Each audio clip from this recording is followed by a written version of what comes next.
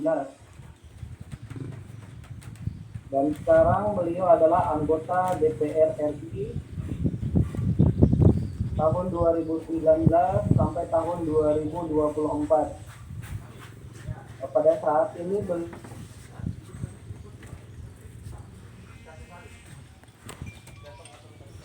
menyangkut masalah kesehatan, ketenaga kerjaan, dan kependudukan.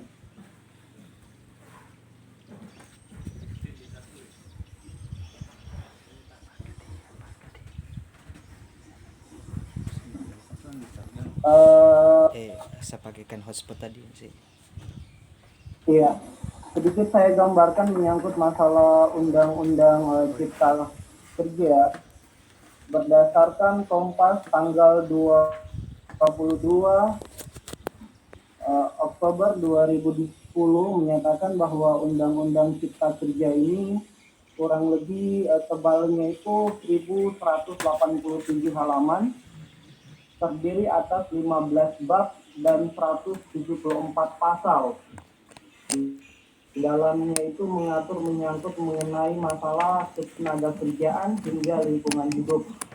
Nanti narasumber kita akan mensinopsis, mempersingkat dari 15 pasal, dari 115 bab dan 100 hingga kita dapatkan filosofi ketenaga kerjaan, dan endingnya nanti kita akan tahu apakah Undang-Undang Cipta Kerja ini apakah menjadi peluang atau ancaman. Untuk mengefisienkan waktunya, kami persilahkan kepada Bapak dan Warhafid, waktu dan tempat kami silakan. Assalamualaikum warahmatullahi wabarakatuh. Selamat pagi, salam sejahtera buat kita sekalian. Om Swastiastu, Namo Buddhaya, salam kebajikan. Alhamdulillah wa syukurillah wassalatu wassalamu ala rasulillah ma ba'd. Yang saya hormati dan saya muliakan Pak Rektor, Pak Dekan, segenap sivitas akademika Universitas Al Khairat, dan seluruh peserta, para moderator, dan seluruh peserta webinar pada kesempatan ini.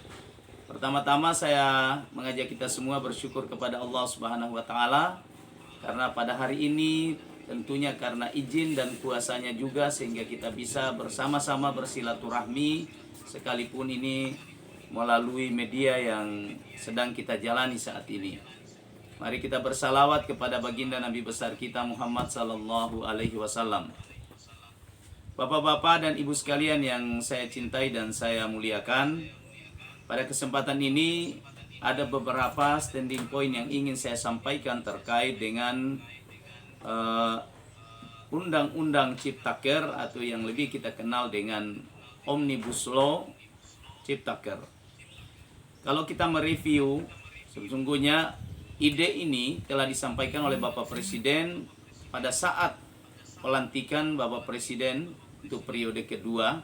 Dalam sambutan setelah selesai pelantikan, beliau menyampaikan bahwa ke depan ini dalam rangka kita mengangkat Indonesia ini dari cengkraman middle trap itu income, sehingga kita berusaha membuat segala regulasi yang bisa menghambat adanya investasi itu akan dilakukan melalui sebuah regulasi yang disebut dengan Omnibus Law. Nah, dalam perjalanannya tentu pemerintah berusaha untuk menghadirkan apa yang disampaikan oleh Bapak Presiden tersebut. Nah, kemudian yang kedua, saya juga ingin menyampaikan kepada kita semua bahwa apa yang disampaikan oleh Bapak Presiden tidak lain adalah bagaimana kita berusaha membangun ekonomi Indonesia ini melalui investasi yang sebesar-besarnya. Karena setiap tahun kita ketahui bahwa ada sekitar 3 juta pengangguran yang hadir, baik itu yang tamat SMA, SMK, kemudian perguruan tinggi tentunya. Ide ini sangat mulia, tentu kita sangat mulia, karena bagaimana kita menyiapkan lapangan kerja dalam rangka mengangkat pendapatan masyarakat tentunya. Namun dalam perjalanannya kita ketahui bahwa sejak awal bahwa undang-undang ini telah rancangan undang-undang ini telah dirancang oleh pemerintah, kemudian setelah itu diserahkan ke DPR RI. Dari awal sesungguhnya kan penolakan yang dilakukan oleh masyarakat itu sudah terlihat ketika dulu kita memasuki masa pandemi. Pada masa pandemi ini, undang-undang ini sempat Bapak Presiden juga menyampaikan bahwa klaster ketenagakerjaan itu pada saat itu untuk tidak dibahas dulu. Nah, kemudian dalam perjalanannya, kemudian tiba-tiba, saya ingin sampaikan standing point Partai Demokrat tentunya yang perlu kita ketahui bahwa Partai Demokrat itu memang sejak awal sudah menyatakan bahwa Partai Demokrat berharap tidak dibahas Undang-Undang Ciptaker ini karena beberapa pertimbangan. Pertimbangan pertama bahwa kita sedang dalam masa pandemi. Diharapkan pemerintah dan kita semua seluruh stakeholder ini fokus di dalam menangani pandemi ini. Baik masalah menyelamatkan rakyat dari masalah kesehatan dan juga menyelamatkan rakyat dari masalah ekonomi. Karena ini pandemi yang juga pasti akan berpengaruh di seluruh dunia. Ini yang menjadi standing point Partai Demokrat sehingga kemarin kita lihat melakukan penolakan karena itu Demokrat sesungguhnya melihat bahwa kalau bisa undang-undang ini ditunda pembahasannya karena kita harus fokus dalam menangani pandemi. Itu yang pertama. Yang kedua, Demokrat berpikir bahwa sesuai dengan ide besar Bapak Presiden, tadi sudah disampaikan oleh Pak Rektor bahwa kita bagaimana menyederhanakan perizinan. Kalau kita lihat di luar negeri misalnya, kita cukup satu pintu, maka saat itu juga tidak menunggu waktu berlama-lama, saat itu juga izin kita keluar dan bisa kita berinvestasi.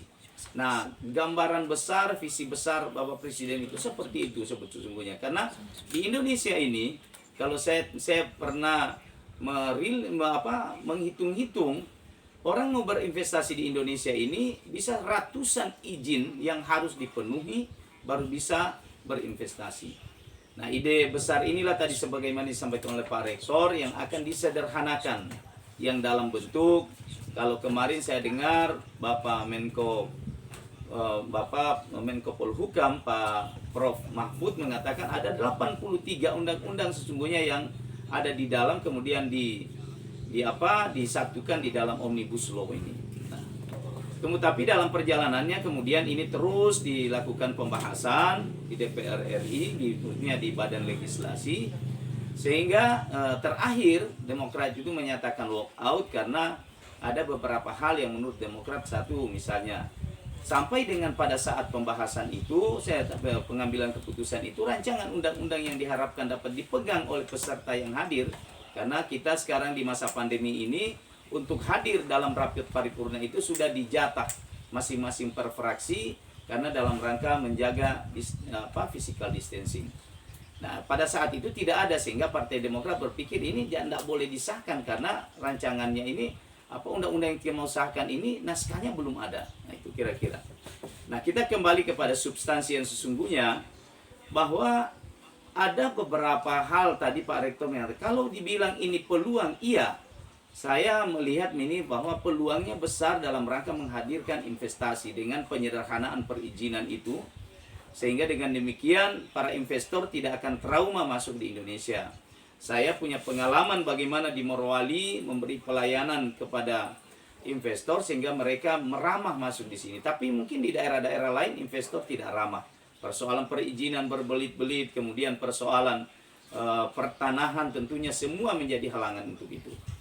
Namun kita Partai Demokrat, standing point kita juga Partai Demokrat berharap kalau investasi ini kita ramahkan, maka kita berharap ini bisa membuat bahagia semua orang.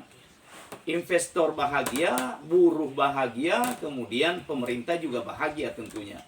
Nah, kami melihat ada beberapa hal-hal yang sesungguhnya kaum buruh dan mahasiswa melihat itu sangat kritis. Karena tentu dilatar belakangi oleh pengalaman-pengalaman di Undang-Undang 13 tentang Ketenagakerjaan. Yang pertama, kalau kita melihat ada beberapa poin-poin penting saja, mungkin semuanya saya Karena sampai hari ini juga saya sebagai anggota DPR RI belum pernah melihat naskah itu, karena selesai paripurna kami melakukan reses. Nah, yang pertama soal hak-hak buruh sesungguhnya yang ini kalau berdasarkan narasi mungkin sudah ada tercantum di dalam undang-undang Ciptaker ini. Tapi yang menjadi kekhawatiran buruh sesuai dengan hasil dialog saya baik kepada serikat-serikat pekerja saya yang berdialog, yang menjadi trauma mereka itu adalah bahwa tidak adanya kepastian. Karena ada yang pertama misalnya soal adanya dihapuskannya status pegawai tetap yang di dalam Omnibus Law itu, Undang Cipta Kerja itu adalah kontrak dalam jangka waktu yang tidak tertentu. Nah, yang kedua berkaitan dengan outsourcing. Kalau dulu Undang-Undang Cipta Kerja itu hanya 5 jenis pekerjaan yang bisa di outsourcing, maka sekarang ini seluruh jenis pekerjaan itu bisa saja di outsourcing. Ini menimbulkan ketidakjelasan. Kalau hari ini banyak praktik-praktik di lapangan, Undang-Undang 13 itu sudah mengatur begitu jelas, tapi praktik di lapangan masih banyak yang menyimpang dari undang-undang itu.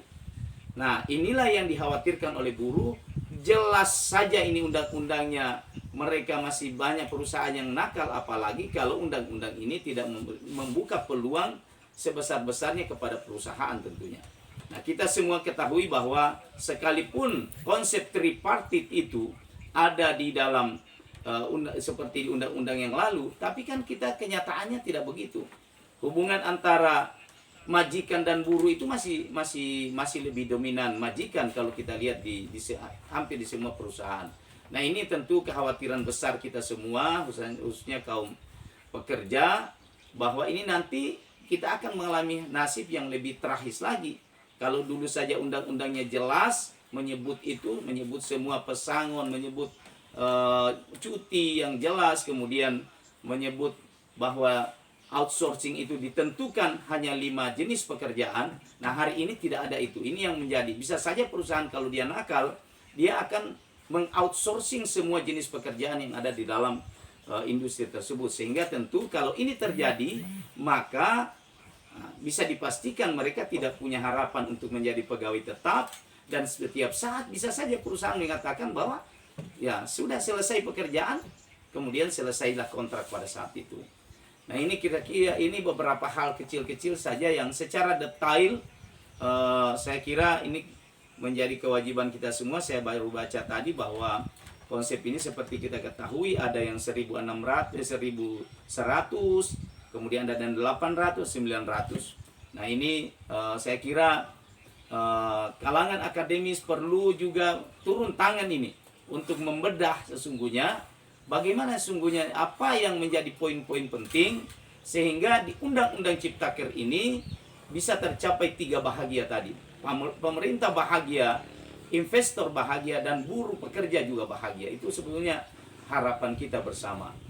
Nah, kemudian tentu hal-hal teknis, katakanlah misalnya soal pengurangan pesangon. Memang pengurangan pesangon ini dari 32 menjadi 25 ini tentu sangat memberatkan buruh. Sekalipun yang lalu-lalu ini yang 32 itu masih panjang berbelit-belit. Nah, sekarang dengan dikurangi 25, tentu ini akan 25 ini pun juga sesungguhnya dibagi lagi. Kalau tidak salah 16 kali itu di perusahaan dan 9 kali itu ditanggung oleh pemerintah melalui jaminan kehilangan pekerjaan. Nah, inilah kira-kira yang teman-teman semua, para peserta yang menjadi hari ini mahasiswa dan buruh masih terus melakukan upaya bagaimana caranya undang-undang ini kita bedah sebaik-baiknya. Kemudian semua tujuan kita tadi, pemerintah bisa menyediakan lapangan kerja sebesar-besarnya melalui investasi, dan kita berharap dengan investasi itu akan meningkatkan kesejahteraan bagi buruh kita. Mereka bisa bahagia bekerja dengan adanya jaminan-jaminan kehidupan mereka di dalam kegiatan-kegiatan tersebut. Belum lagi kita bicara soal undang-undang lingkungan dengan persoalan lingkungan. Kemudian tapi karena saya ini di Komisi 9 Maka standing point saya ke ketenaga kerjaan. Itu yang menjadi hal yang selalu saya sampaikan kepada teman-teman, karena kita semua tahu bahwa kami di Demokrat sekalipun memang di dalam kami adalah minoritas, tapi kami selalu berusaha untuk menyuarakan ini, membantu masyarakat. Mudah-mudahan pemerintah membuka diri untuk diadakan dialog lagi dengan semua stakeholder, sehingga kita berharap bahwa akan lahir sebuah undang-undang nanti Omnibus Law ini, ya, mungkin dalam bentuk apapun nanti dilakukan oleh pemerintah, karena ini sudah diketuk oleh persetujuan pemerintah dan DPR, sehingga tadi tercapai itu. Kita tripartit ini harus bahagia. Sekali lagi saya ulangi, bahagia pemerintah, bahagia pekerja, dan bahagia investor. Ini yang kita harapkan dalam rangka membangun Indonesia yang lebih baik di masa-masa yang akan datang. Saya kira untuk sementara itu yang bisa saya sampaikan. Insya Allah nanti dalam diskusi bisa berkembang lebih dalam lagi apa yang berkaitan dengan pembahasan kita hari ini. Demikian moderator, terima kasih. Wallahu musta'an. Wassalamualaikum warahmatullahi wabarakatuh. Waalaikumsalam warahmatullahi wabarakatuh. Iya, itulah gambaran singkat dari moderator tunggal tadi kita yang menyampaikan menyangkut masalah Undang-Undang Cipta Kerja ya. Ada beberapa poin yang perlu saya ingatkan untuk peserta dan teman-teman pendengar. Yang pertama